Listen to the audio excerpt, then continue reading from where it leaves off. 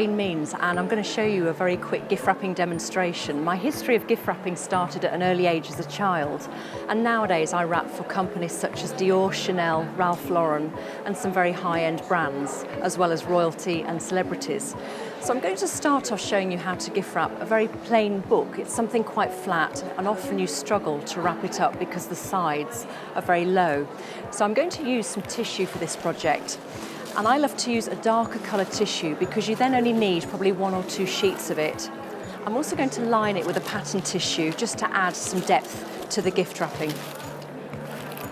I also find that pattern tissue is a bit more money than a plain tissue, so try and always line it with either a clear tissue or a plain colour. So I'm just going to lay the pattern tissue on top of the burgundy tissue. I'm going to roll the side over just a couple of times.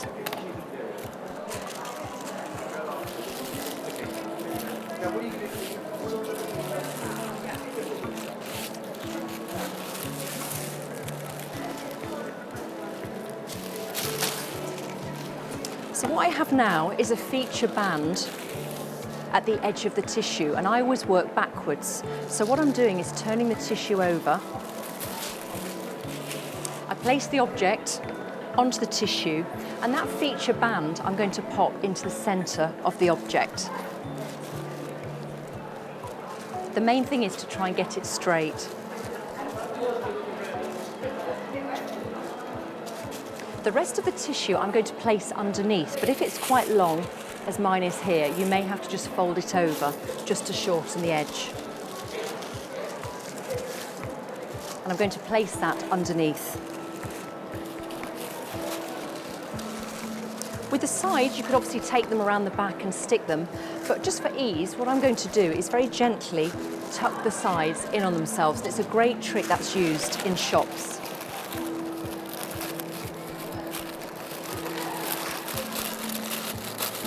So I'm just tucking in the edges with my hands, like so. It doesn't look very elegant at the moment, but once we get to the end, it will look a lot more polished. And same again, the other side. So I just very gently lift it up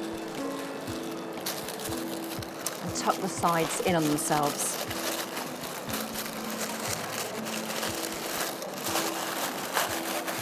This is also a great technique for things like garments, scarves, jewellery, anything sort of flat and floppy. It's great that you can do this tucking in mechanism.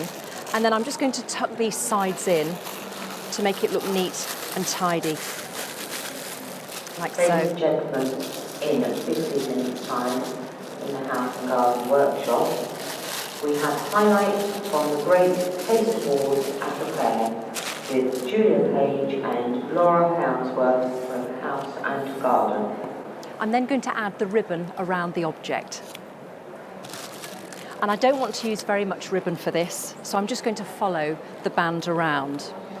And I'm measuring my ribbon to make a good size bow. So all I'm doing is holding the ribbon and getting my other hands there, and it's the 2 ribbons between my hands. That's how I'm going to measure my bow. So fold the ribbon around, and what you're aiming for are 2 loops and 2 ends. Cut the ribbon at an angle, and I'm just going to do a simple tie. Try to avoid knotting the ribbon because the recipient does have to open it.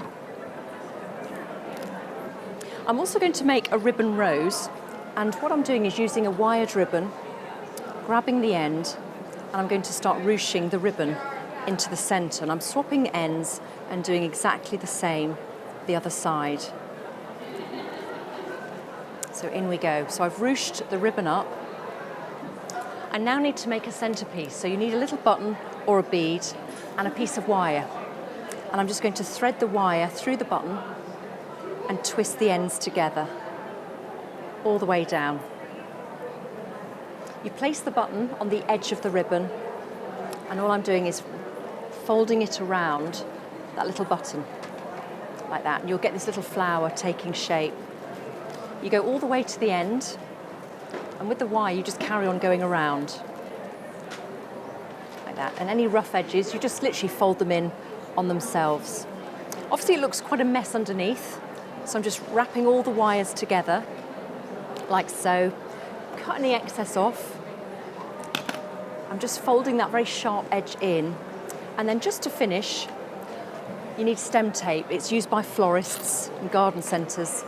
And all I do is just pinch the end and just twizzle the tape up the stem, like that, all the way to the top. I'm then going to add my rose to the gift. Add the rose to the gift, and all I do is tie my little finger. Take your finger out and slot in the rose, like so, and then I'm going to tie my bow. And all I'd say about tying the perfect bow, it's the main question I'm asked on my workshops, is before you pull it tight, just take a little pause to check that it does look like a cross, and just rearrange it, because when you pull it tight, that's exactly how the bow is going to look. And then I'm going to plump up the ribbons there and finish off.